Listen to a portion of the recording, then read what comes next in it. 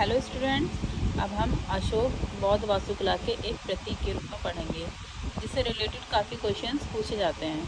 देखिए, जो अशोक राजा हुआ करते थे वो मौर्य साम्राज्य से संबंधित थे। ये बिंदुसार और देवी धर्मा के पुत्र थे और चंद्रगुप्त मौर्य के पौत्र थे। ठीक है, वह मौर्य साम्राज्य के महानतम शासकों यानी तीसरे नंबर के शासक थे। सबसे पहले थे चंद्रगुप्त मौर्य, दूसरे बिंदुसार और तीसरे अशोक। और प्राचीन इतिहास के सबसे शक्तिशाली शासकों में से एक थे। ठीक है, सबसे शक्तिशाली। उनका शासनकाल 273 ईसा पूर्व से 232 ईपू तक विद्यमान था और इसे भारत के इतिहास में सबसे समृद्ध काल में से एक माना जाता है। उनका जन्म जो हुआ था बिंदुसार और देवी धर्मा से हुआ था। वे चंद्रगुप्त मौर्य के पौत्र थे। अशोक आरंभिक चरणों में एक क्रूर और निर्मम राजा हुआ करते थे। ठीक है, जो अशोक राजा थे वो स्टार्टिंग में क्रूर और निर्मम राजा थे। अब अपने साम्राज्य का विस्तार करने के लिए उन्होंने क्रूर विचारों को लागू किया था। लेकिन जब 261 ईसा पूर्व में उन्होंने कलिंग में युद्ध में विजय प्राप्त की।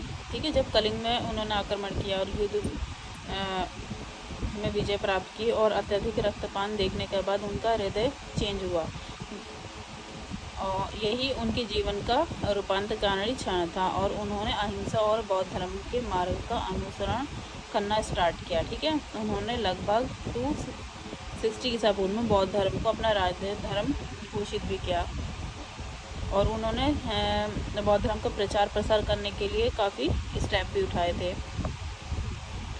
232 ईसा पूर्व में अशोक का निधन हो गया। ठीक है, इनका जीवन काल अगर मतलब शासन काल हम देखेंगे 273 से 232 ईसा पूर्व तक इनका शासनकाल रहा था। अशोक ने बौद्ध अनुयायियों के लिए काफ़ी सारे स्तूप और विहारों का भी निर्माण कराया था।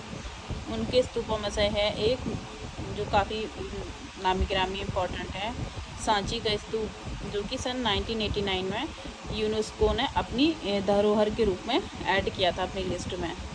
सारनाथ में पाए गए अशोक स्तंभ में 4 सिंह युक्त अशोक चिन्ह हैं, जिसे स्वतंत्रता के बाद भारतीय गणतंत्र के राष्ट्रीय प्रतीक के रूप में भी अपनाया गया है। ठीक है, तो ये बेसिक्स पॉइंट हैं जो चक्रवर्ती अशोक सम्राट से रिलेटेड हैं। तो इनके बारे में कुछ पॉइंट्स हैं जो एग्जाम्स में पूछे जाते हैं, तो आप इसको अच्छे से पढ़ सकते हैं।